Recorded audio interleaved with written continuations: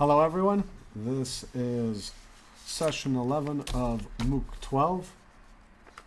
The topic is digital currency and innovation, which is really a subset of innovation crossed with digital currency.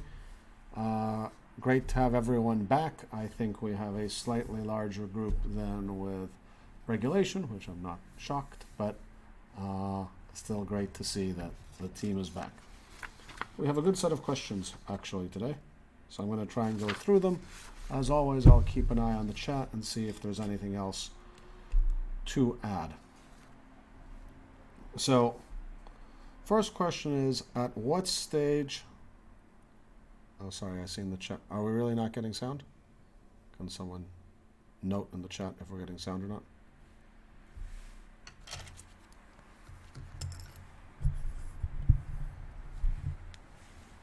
Sorry, I'm holding for a second. Can someone in the chat tell me if I have sound? Okay, thanks. At what stage do we see Bitcoin to be in? I believe it is in early adopters, but I would like to know if anyone believes it is in innovators or early majority. Well, person with the question, I have to say I agree with you. I will not disagree with you. It is, I believe, very solidly in early adopters. And I think it is a way to think through that is to think about what the other phases look like. So things that are at the innovator phases tend to have small, highly enthusiast, highly technical communities that are working on something that feels extremely niche to the rest of the world, confusing, weird, not quite understandable. And usually you need some type of special, if not skills or insight to be part of that community, right? It's not plug and play to the world at large.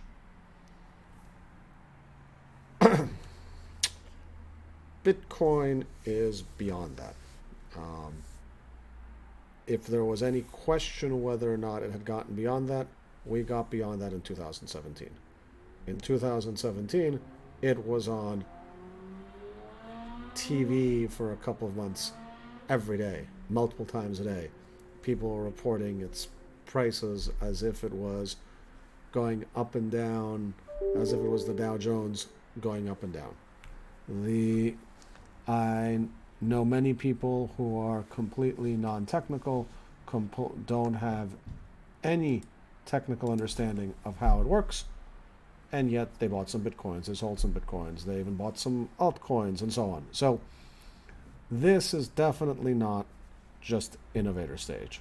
When it's on major cable television and random people you know call you up and say, should I buy a Bitcoin or not? You've gone past the innovator stage. I think the innovator stage for Bitcoin, for sure, 2010, 2011, 2012, 2013, probably the front end of 13, I think so. The back end of 13, beginning of 14, maybe things started to change. By 17, we're for sure in early adopters. So somewhere in that range is when I think the shift happened. And, you know, since this is a framework for thinking about the world. It is not a mathematical concept. It's not like it's 2 + 2 is 4 and 3 + 3 is 6. I don't think it matters to get exactly right on this. I don't think there's... we would say that on June 13th, 2014, that's when we changed phases. But I would say somewhere in that period, we probably changed phases. Now, are we an early majority? No, I think it's still pretty niche, right? Like early majority is when the 20% of the people you know are carrying around an iPhone and everyone else is still on their BlackBerry, right? Like We're not there. A lot of people came in and left when the price went down after 2017. A lot of people who were maybe, like, let's say the type of environment that was the case in late 2017 continued for a year or two. And leave aside the price action, and that's what was driving it. Think about the model where it's on TV all the time, people are talking about it all the time, everyone's like, oh, should I buy a few Bitcoin? Should I put in my retirement account? Should I invest in the new XYZ coin? If that had continued for a couple of years, I think we would have ended up in early majority, where 10, 15, 20% of the population is somehow involved, are doing different things. It becomes a part of early majority, you're part of day-to-day life. It's no longer this kind of new thing. So I'm pretty comfortable on the question of its that we're still in the early adopter stage on Bitcoin, and I'm pretty comfortable we have left the innovator stage. Now, there's a follow-up question to that, which is, this is Bitcoin. Does it apply to the other topics? Does it apply to other cryptocurrencies? Does it apply to ICOs? Does it apply to STOs? Does it apply to Libra? Does it apply to CBDCs, central bank digital currencies? Yeah, that's an interesting question. It's a hard question to answer because on the one hand, obviously, take CBDCs. As of today, the 21st of November, there are exactly 0 CBDCs in anyone's hands. So obviously we're not at early adopters. We're nowhere. Like, nobody has one. On the other hand, to the degree that it is a concept that is coming based on a blockchain type concept, and blockchain we're now in early adopters, and they might come from the national government itself, which tends to be something that is not, you don't usually see this curve for national initiatives, right? Like if your government tells you, great, we're all getting holographic driver's license now, it's kind of, this innovation cycle doesn't really apply. We're all going to get holographic licenses, and so it's just a matter of time when you go down to the Department of Motor Vehicles or wherever you're going to replace your license. So I don't know how to categorize those because they have these weird dynamics. Same thing applies for Libra, right? Like a multinational stable coin, does that sound innovation stage? Yeah, probably, right? Innovator stage. A multinational stable coin issued by Facebook, where instantly it's going to pop up on the homepage of a billion people. Oh, a billion people is a gigantic mass market product, right? Like, even if a small percentage of them take it up, we're an early majority on day one. So I think these are tricky. I would say the space as a whole is probably still early adopter. What I would say is clearly innovator stage are DAOs, like actual DAOs, the way the proper definition of DAOs should be thought of, like people whose are trying to build a whole full-blown organization that manages itself and has no human interaction in terms of running the organization. Yeah, that's pretty innovator stage. I don't think there's anything like that unless you expand the definition of DAO to include Bitcoin, but that's not really what people mean. So there are aspects of it that are still in innovator phase. I would say the things that you would typically read about in a blog post, an article, about cryptocurrency and blockchain, whatever the variation is. Broadly, the space, I think, is an early adopter space. So,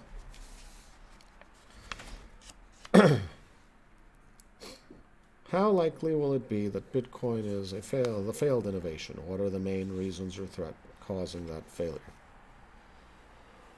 Well, I have no idea how likely it would be. It is an almost impossible question to quantify.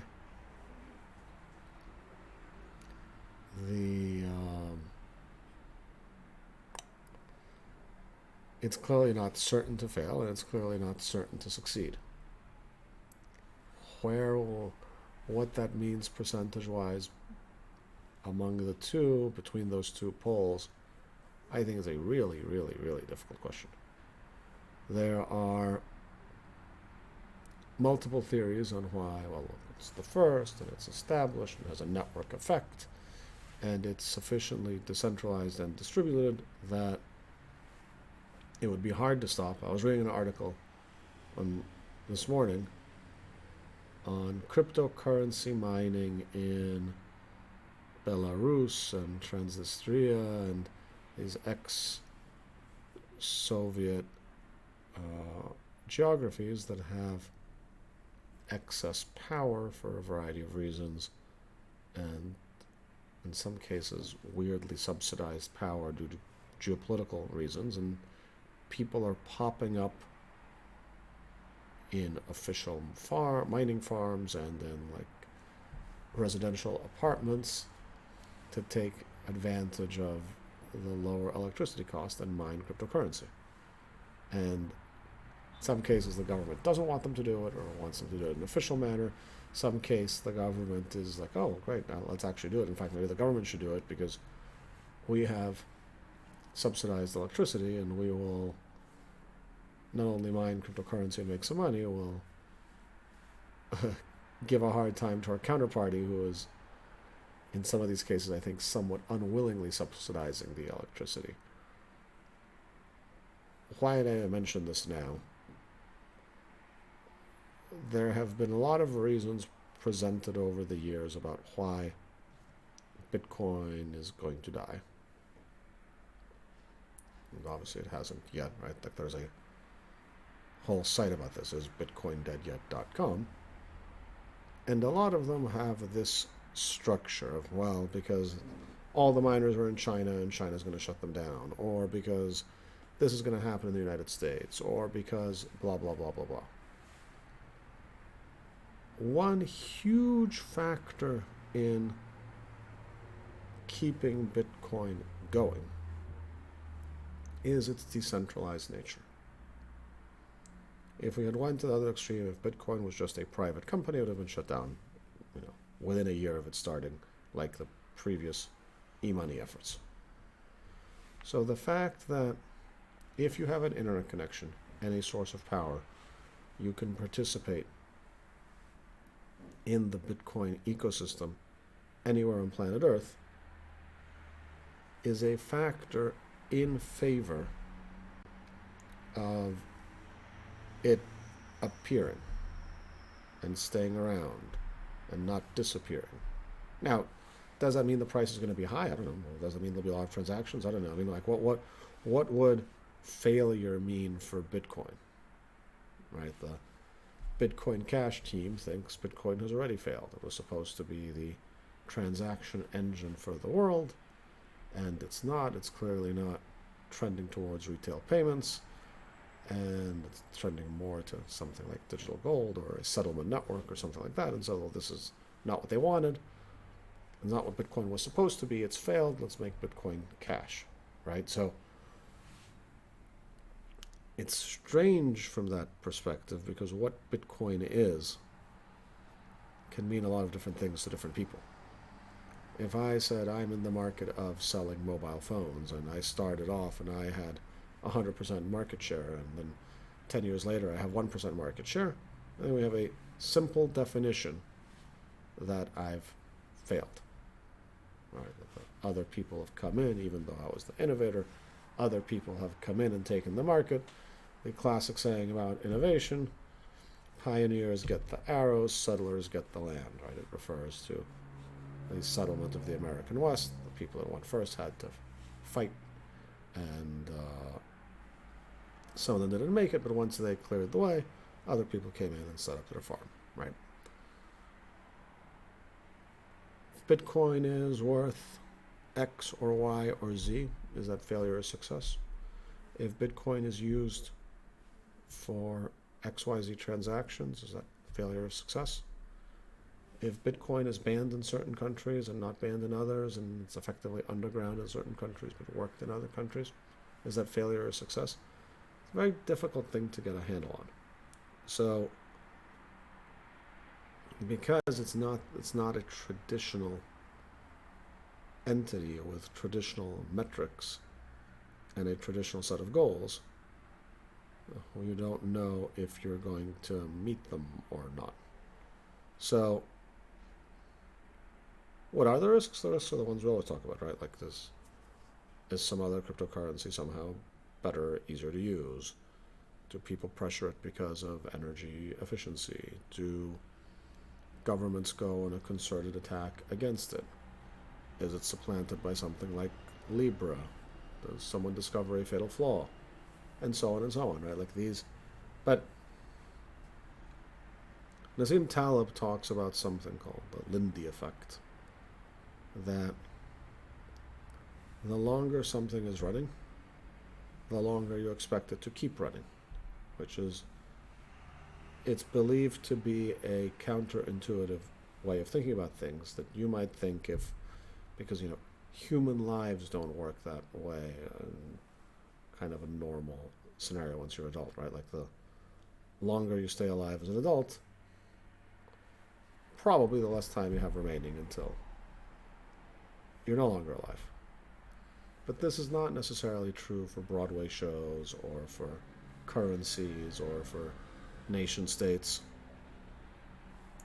The longer you're alive, if there's no natural ending point like there is on human life, the longer some institution survives, the more likely it is that it's going to keep surviving. Because it's shown somehow that it is resilient to a variety of different environments and a variety of different threats, and that resiliency is an indicator that it'll have more resilience in the future. There's not to say that it's any guarantee that it's going to survive, right? Like that's not actually what he's saying, and it's not actually what I'm saying about Bitcoin. But the fact that Bitcoin's in year 10 and is kicking around working fine, despite many, many, many threats that people have promoted over the years that were going to hurt or kill Bitcoin, and maybe some of them have diminished Bitcoin on some metrics, but it's certainly still around and working fine. So that's definitely has a better chance of it being successful in the future than if we were in year 1. Let's say everything was going exactly the same and we're in year 1 and everything like today. The fact that we're in year 10 is a step forward. And when we're in year 20, that's another step forward. Which doesn't mean that on year 21, the end doesn't strike. There's a question here later about the possible end. But I do think it's not imminently going to fail, if I had to guess. And the likelihood, I don't want to speculate. Okay. How can regulation keep up with innovation? Bitcoin won't be the last innovation that regulation cannot keep pace with. As technological advances become faster, how can regulation become more agile to support innovation in the future?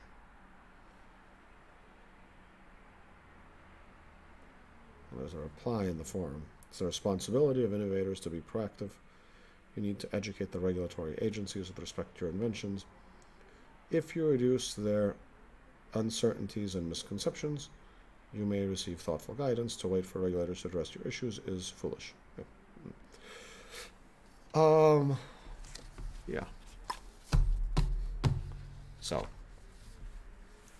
First of all, there is no requirement that regulation keeps up with innovation. It could fail to keep up with innovation by not really getting on top of it, and innovation spirals out of control for good or for bad. What some people might have said happened with the ICOs, what I'm sure some taxi companies feel has happened with on-demand car services like Uber. It can also fail to keep up with innovation by squashing innovation. You're going to say, well, that's bad. Well, okay, sure. Bad things happen. There were India, to take an example, until the fairly recent past, used to do things like have quotas for how much factories would produce. And if you produced more, you got punished. Like if you're too efficient, you got punished. And that seems like such an obviously bad regulatory idea in retrospect, right? But there was a logic to it at the time that they did it, and they wanted to have a planned economy, and if you have a planned economy, you can't have everyone kind of running around doing their own thing. A plan.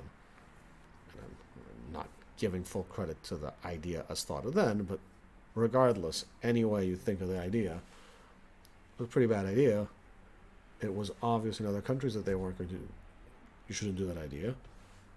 And yet it went for decades in India until it started slipping away, and when it did, India's growth rate raised dramatically. So I wanted to say this, and maybe this is, I don't think it's cynical, I think it's realistic. I think many times regulation will not keep up with innovation. And most of the time, that will be a bad thing. Most of the time, that will harm the development of that country. The pace of technological change,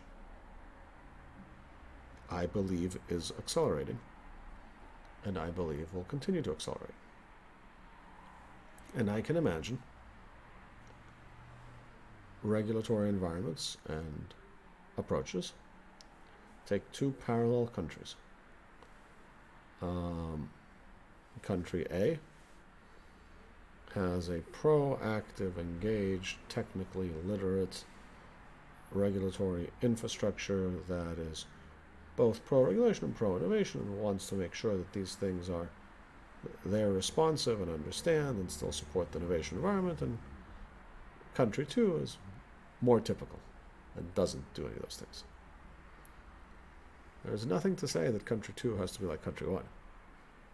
In fact, the quality of the regulatory environment in countries around the world on all types of topics that are not necessarily innovative is vastly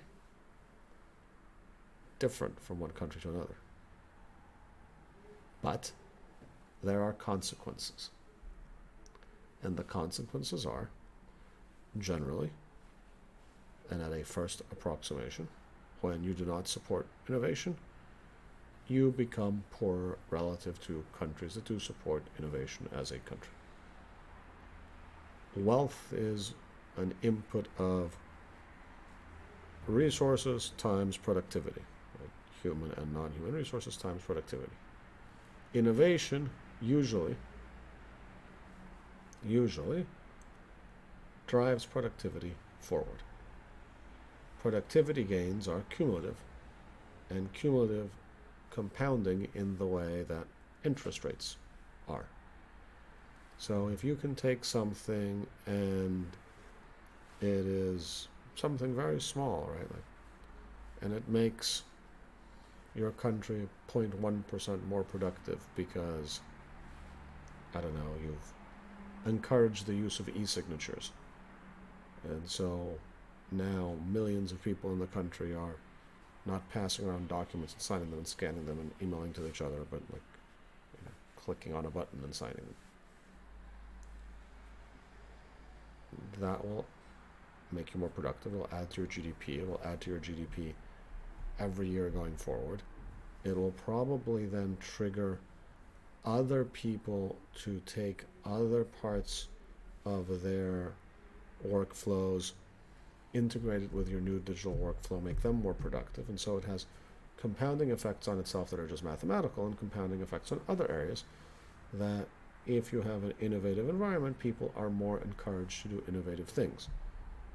If you have an environment where your base expectation is everyone else, anything you do, the regulators are going to be difficult and slow you down, you have an innovation loss of people just don't bother doing things. And so I think there are going to be consequences. So regulation might not keep up, but in the places it does not keep up, there will be consequences. And those consequences typically are in the format of somehow, some way, they will lower the quality of life of the people in your political entity. I don't think there's much question about this. I don't think there is a question that says there is a pathway forward. Our lives will become better, and the way they're going to become better is not through innovation. For all the complaining that happens about the good old days, there's a lot of it. In almost every country, if you go back 100 years and compare it to today, the quality of life is vastly superior, but just completely, totally, vastly superior. And you don't realize this because you're thinking about, like, oh, well, I have a lot of work and I have to go back and forth from pressure with my job, and I have to pay for this and that and the other. And think about the golden days when we were all in the village, and this is romanticism, it's not true, right? Because in those golden days, you were like gonna die of appendectomy, appendicitis, like of something completely pointless. And you, regardless of your skill set, would be forced into one of the like 10 types of jobs that were available in your village, and would spend a vast majority of your time making sure your very basic needs were met, unless something went wrong, which things went wrong all the time, and then like everyone would like die of the flu or starve to death, or have all types of, they're like, oh look, this is, I don't want to be facetious, but I think it's true. And it's like, wow, this is really great. I have like a one wooden apple, and this is great. Look at this special thing we have now for our children, right? It's a toy, and that's it. This is one thing. And so you have people say, oh, yeah, but there's parts of that life that was good. But on the whole, technology, innovation, and technology tend to go together. And there's different types of innovation, right? There's process innovation, but like the things that have been breakthroughs tend to be technologically oriented. And those tend to lead to higher productivity. And higher productivity leads to creation of wealth, and creation of wealth gets recycled back into more innovation or what have you. And at the end of that, when you're done with all that, you end up raising the quality of life for your citizens. And it is very, very important. And it is underappreciated, I think, by most jurisdictions, how much speed is going to matter going forward, and how much, I mean, if I was running a country, which I'm not, no one really asked me, but I'll say it anyway. I believe the return on investment in investing in a very strong team of tech-savvy regulators would be huge for the country. It would be, and people say, oh, we don't have these people. But countries all the time find money to like spend $100 million on, I don't know, a new bridge or a library or whatever, and that's fine, and countries find that money all the time. Here, if a country spent $20 million to put together a super strong team in this regard, and so your job is to, you're going to end up with a regulation, right? So it's not going to be, there's a chance there's not going to be regulation. Your job is to have regulation, have it be the right protections for the people you want to protect, but other than that, be tech forward, be innovation forward, be responsive to innovators, and encourage them to come here because you're going to do this. Be a huge competitive advantage. And almost nobody does it. Almost nobody says, I am going to compete. I mean, there's some people that say, I'm going to compete by being regulatory light, like on taxes and things. But there's not still too much like, I'm going to be regulatory savvy and tech forward and all those things. Some jurisdictions talk about it. They do a little bit, usually some smaller jurisdictions. But there will be real benefits, right? Like if you could get self-driving cars on the road and level 4 autonomy 3 years faster, you would save tens of thousands of lives. And, you know, the industry's starting to develop and people are thinking about what all these questions are going to mean. The right time to engage with those questions is now, to help. So I think this is going to be a challenge for a lot of governments because the pace of change is higher, and the government cycles are not quite as fast usually. I'll finish with a funny story on this topic. One of the things that I've been muttering about, and it looks like now it's going to happen, is that Cyprus does not have any incentives for electric vehicles. And the problem is that they have some EU CO2 emission targets that they're going to miss, and then they're going to get fined. And you look at this and you're like, well, this is really silly. You could have invested that money in encouraging people to switch to electric vehicles, which is obviously a good thing, and then not paid the fines. And while I'm having this kind of discussion with myself and others, an article comes out that, strictly speaking, and of course no one's going to enforce this, but strictly speaking, electric vehicles are illegal on the highways in Cyprus. Everyone's like, wait, how can that possibly be? Well, it is from some law from the 90s when it says hybrids can go anywhere, but electric vehicles then, pre-Tesla, were, and even pre the Prius, right, like, or kind of like glorified golf carts. They couldn't go fast enough to be on the highway. So like, yep, you're allowed to drive them in the city, but you can't drive them on the highway because they're not fast enough, right? Like, that's the theory. So you have this very silly situation where literally the fastest, the quickest accelerating production car in the world is a Tesla S Performance, or whatever they call it. And in Cyprus, theoretically, strictly speaking, I'm not saying anyone's going to enforce it because they're not, but like, you can't take it on the highway because it's not fast enough to go past your Kia, right? And someone noticed it, and obviously they're going to revoke that law. But it's a great example. There's so much regulation. It's inevitable. The modern state regulates so many different things. It is very hard to keep track of it. It is very hard to keep it up to date. It is very hard not to do accidental damage when you're regulating. And I want to be clear, like, I'm also sympathetic to the regulators because they have to regulate industries that sometimes they don't know very well, or that they're new. And sometimes, if you regulate too early, you end up locking in the regulatory model too early.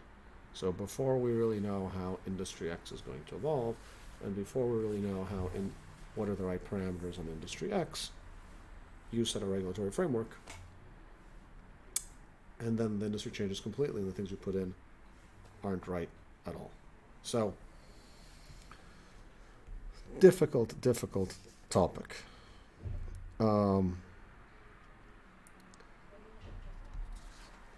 Similar question. In some cases, it says disruptive innovation. I understand the word, but I'm going to fill in the word. Creates a new business model that can grow up without regulation, but along the way it could require to be regulated. Could that be a necessity in the case of cryptocurrencies? Sure. Well, first of all, cryptocurrencies are, in most places, regulated, significantly regulated. Like in the United States, they're regulated under tax law, and they're regulated under money transmission law, and the businesses, and they're regulated under securities law, and the businesses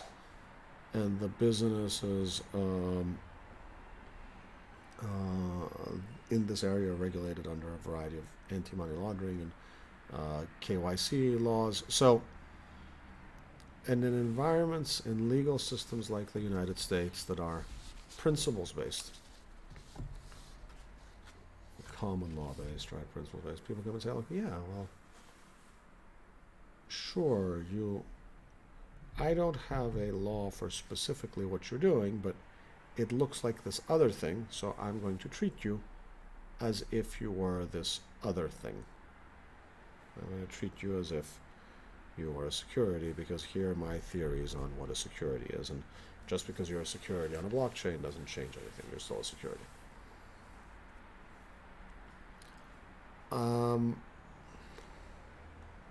I believe we have passed the very early stage in cryptocurrency where, some people were good actors, some people were bad actors, some people were kind of in the middle. But in all cases, I think a lot of people in the very, very, very early adopters ran into this scenario.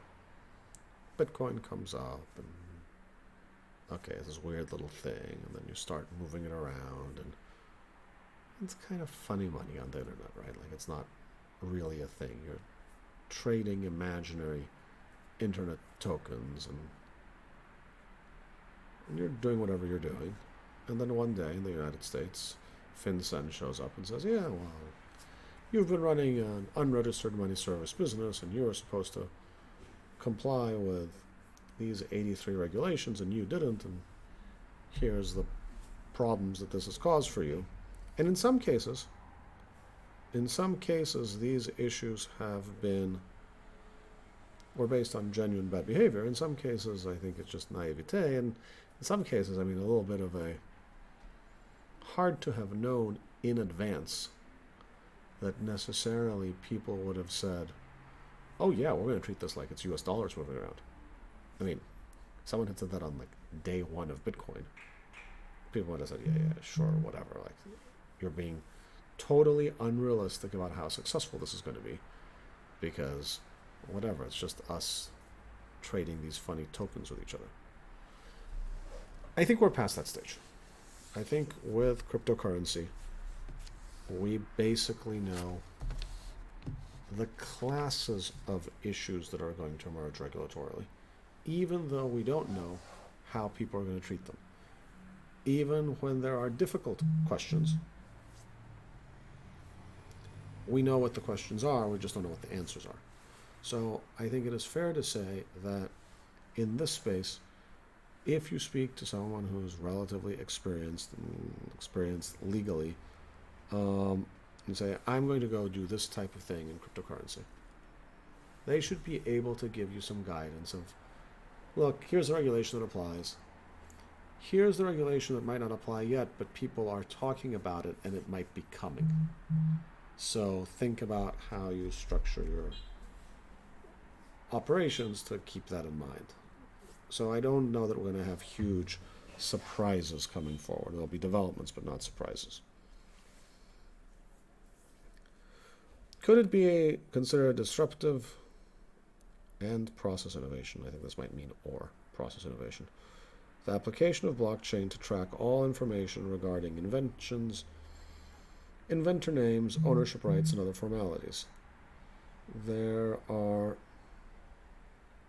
markets for patent pools, investor collaboration and patent licensing, what do you think? Yeah, that's a good question. I think, and I mean, I can't be totally sure, but I think that the kind of blue sky vision of blockchain and intellectual property, which it's one of those things that people have been talking about for a long time. It hasn't happened in length, but I think it will happen. It is a case, which is something like this: like we, the people in MOOC 12, will record a song. Why your bitcoins all belong to us, and I'll be the songwriter, and someone in the chat will be the composer, and then someone else will sing, and someone else will play guitar, and we'll have all these different ownership rights in this song, and we're going to distribute it worldwide. It'll be very popular because we're super talented at music, as we know, in this group. And so it'll play on the radio in Argentina and in streaming services in the UK, and it will be used in movies in Uganda and in TV series in the United States. And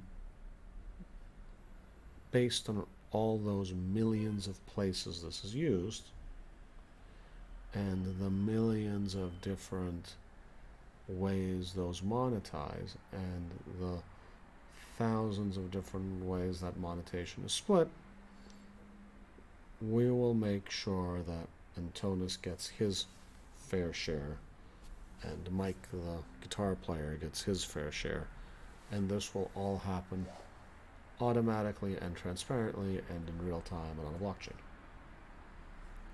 It is a beautiful vision. It is also just starting to say out loud this thing makes you realize why the system is today what it is, which is a nightmare, like a true administrative nightmare, because there are different deals for different countries, there are different laws for different countries, there are different commercial deals. Those commercial deals might be, I might want to sample a certain song, and it turns out, nobody bothered with the rights for Cyprus. In fact, actually we have the songwriter's rights, and we have but we're missing this other person's rights, and that person's dead because it was 20 years ago, and his estate is over here. And it's horrible. And it's horrible because it's a very difficult problem. And it's a very difficult problem because the transaction values are small and complicated and highly, highly distributed. And so you end up having both not everything being signed on a global basis, and a lot of things happen collectively, and then a huge administration cost to administer it. If you could start over, blockchain would be a great place to do it. Now there's a whole bunch of things that are in place that that haven't been solved. Like, I can kind of see how you could have some blockchain system for streaming music online, sort of, maybe, right? Like, there's some key, and you need the key to play the song, and so, like, we track the usage. I'm not totally sure how a blockchain is going to help you with a radio play of a song. I'd like to believe there would be a way, but I'm not sure how that works. But let's say the technical problems are solved. So I think right now we have one of these. It's like blue sky concept. It makes sense, and there's like 527 technical problems and why this doesn't happen. The whole structure, the whole legal structure and administrative structure of how this topic is administered would have to change. So I think it's disruptive. It's not process. It is not process to this industry. It wouldn't be, today we do it in this way, and now here's this way. We can continue to do it in this way, and we'll be like 33% faster, and that's super great. It's a totally different way of doing it. And so it'll be very disruptive. And it's very difficult. And this one lives in my bucket. This is in the same bucket of it's 1993 and we're going to watch TV shows online. And you know it's going to happen. And there's like 50 unsolved things, of which 30 of them are technical and 10 of them are legal and 10 of them are business model, that make it completely impossible in 1993 that you're going to watch Game of Thrones streaming over your TV. Right? Like, there's nothing in place to make that happen, other than you can imagine conceptually that it's doable, even though nothing about the current technology stack then can do it. I feel like blockchain IP is like that. Someday we will record a song in MOOC 112, or no, hopefully 112, let's see, 20 years. In MOOC 52, we will record a song and we'll put it on a blockchain and we'll distribute it around the world, and we will see the payments coming in second by second in fractions of a, we can see them in fractions, we can see them in Satoshis, and Satoshis coming in to everyone as people support our artistic endeavors. But it's a ways to go, and it will need to disrupt the current way it works. And so then, even once the technology is in place,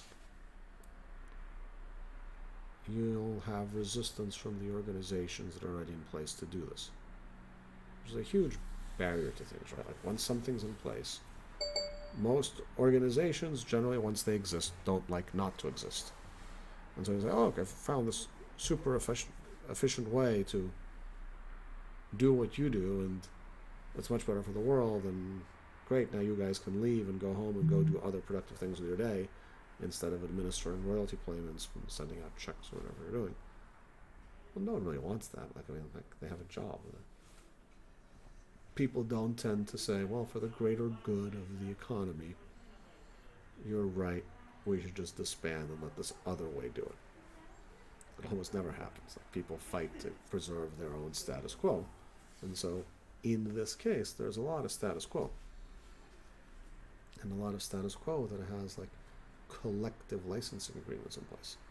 And so, for that to change, I think it's going to take some time. And it is going to be disruptive to the whole system. Okay, next question. In your opinions, are STOs, security tokens, in an acceptable stage for broader adoption, or do we expect further innovation in the field? I personally can't see how we bridge efficiently the on-chain ownership with the real world. Okay. I believe we're in no imminent risk of broad adoption of securities tokens. It is a highly regulated area. The regulators have raised their hand and said, yes, we plan to regulate this. On the whole, they haven't raised their other hand and said, and here's how. I mean, there's some frameworks, and that's fine, but they haven't been tested, and lots of places don't have frameworks, and everyone kind of suspects the frameworks are going to change over time as people learn more. And so far, no one's really figured out what STOs are good for. I mean, there's a bunch of theories. We're going to tokenize... Here, theories wrong. We're going to make all financial assets digital. Yeah, someone will say this on Twitter. Bitcoin influencer. And then someone else will snarkily reply, they already are digital. Like, what, you think you're trading stocks analogically? Right. Tokenize them. And then why you would want to tokenize securities and real world assets? I'm not saying you don't, but if there's a reason you do, I think it is more subtle than the reasons described. I don't think it's that because everything's analog now. I don't think that's the case. Like, if you live in Kansas City, you want to trade the stock of IBM or buy an ETF or a mutual fund or whatever, it's a pretty digital experience already. There's a lot of complexity hiding in the background. There's even some analog stuff at the end of the process in the background, but what do you care? You don't see it. and things are driven by consumer interest, and so for the consumer, it's pretty digital already, and you, commissions and stock trading have fallen basically to zero, and there's a wide variety of financial products to choose from, right? Like there's more mutual funds than there are stocks. There are more ETFs than there are stocks. There was a study yesterday, Matt Levine wrote about that. You can construct any portfolio you want by buying or selling bits and pieces of ETFs, because there's so many of them. You can actually synthetically generate the stocks again. I mean, there's no reason to do it. It'll cost you more money to do it that way, but you could do it. Which sounds like those things that people say, oh, with your tokens, you can construct portfolios in bits and pieces. But I do believe we will have a tokenized digital system. No, I don't think we're ready for broad adoption. I don't think the systems are there. I don't think the value proposition is there. I think it's going to happen, but it's fuzzy to me where it's going to happen first and how. And then, so the second part of the question is the counterparty risk question, which is what they call, how do I bridge efficiently the on-chain ownership with the real world? So if I'm selling you shares in my car wash, sure, I'd have the tokens, but if I don't take the cash from the car wash and deposit it in the bank and then pay it to the token holders, do I really own? It's not like Bitcoin where you own a bearer instrument, you have no counterparty risk. You lose your key risks, but you don't have counterparty risks. If you have your keys, you have your coins. On these real world assets, there are two solutions. Someone needs to come up with a legal framework in the jurisdiction that they're operating in that says, this is the way you enforce a claim from your tokens to the real world asset. That's one way. The other way is oracles. And so there you have to trust the legal process, right? And you still have counterparty risk. Like you might win the legal process and your counterparty doesn't have any money. And then the other one is, what's the right way to put it? The other one is oracle based. So what do I mean? You actually have native assets and native value at play, so that's good. But then you need to somehow match up information about the outside world into those native assets. So let's say I wanted to trade shares of IBM, and I had some type of stable coin, and I had some type of feed from different stock markets of what the current price is of IBM on stock markets. I could create a synthetic IBM tracking token and then trade that, and then I don't care if it's redeemable for an IBM share, because it should always track the price of an IBM share pretty closely. But then you need to trust a mature oracle mechanism, which doesn't exist yet. People are working on it. It'll be a very big deal. Like, the thing that is probably the single highest value breakthrough in this whole space is someone solving oracles for public blockchains. Because then you can start feeding in all types of information about the real world, and then you can create all types of contracts or assets that have to do with the real world. That's interesting. That's really super interesting. But it hasn't been solved yet, and it's going a little bit slower than I would have thought, to be honest. I think it could have been going faster. I think there's insufficient attention being paid to it. It doesn't seem as sexy, but it's a super big deal if it gets solved. Okay, thank you for your interesting lectures. I've enjoyed them very much, so you're very welcome. This might be off topic a bit, but can you comment on the potential threat to blockchains that quantum computing poses? By what I read, this won't pose a threat for another 5 years until the technology has matured more. What can blockchain companies do now to fortify themselves against quantum computing? Well, unless someone is working in the background with some hyper super breakthrough that nobody knows about, and that seems implausible because quantum computers are expensive and they need all types of specialized skills and gears, and in some cases, reducing the temperature to close to absolute zero for them to work. In some cases. I think today one doesn't need to worry about it, in that it's not yet at the point where it might catch us by surprise. So we wake up one morning and someone can decrypt everything using quantum algorithms. Will our current encryption systems eventually fall to quantum algorithms? Yeah, I think so. Not just for Bitcoin, I mean for everything. It means even your encrypted communication that is stored somewhere,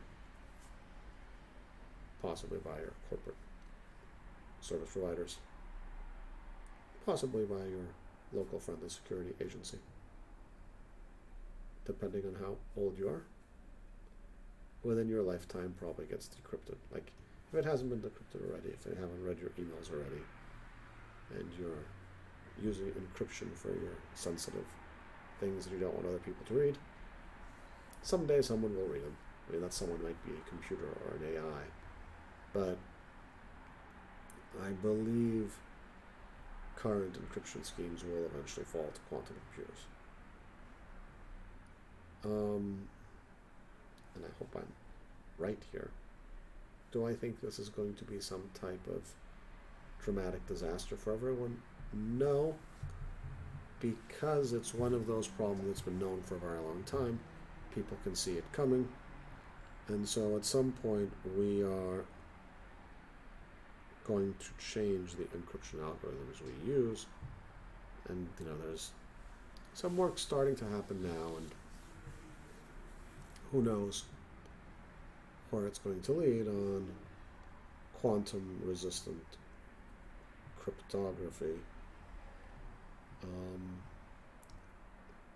My sense is we'll find something that will work, and by we I mean the whole world, and by the whole world I mean not just for Bitcoin but for general encryption.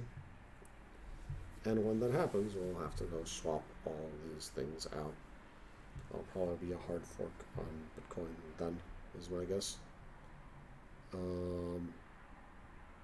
So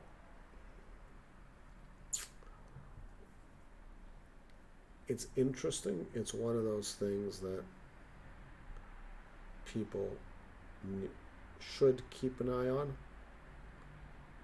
but it's probably not one of those things that will cause a panic one day that, oh my god, if we don't change this overnight, we have a problem. And I think, maybe if there's some super mastermind who's been spending billions of dollars on a quantum computer and is way ahead of IBM and Google and everything else, and pops up one day and says, hey, I can read all the world's encrypted communication, that would be very interesting. That would be a very good James Bond movie. Someone posted in the comments that the newest proof of stake from Cardano is supposedly quantum computer resistant. Yeah, I mean, there will be algorithms that are resistant. I don't think it's the end of cryptography. I think it's the end of current forms of cryptography that are all based on the general principle that certain types of mathematical calculations are just annoyingly long to do. Cryptography is not uncrackable.